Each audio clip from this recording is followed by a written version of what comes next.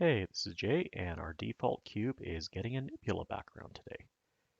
Add yourself a second window, go from your 3D viewport into the shader editor, go into the world mode, find your previous texture node, move the world output, Shift A to search.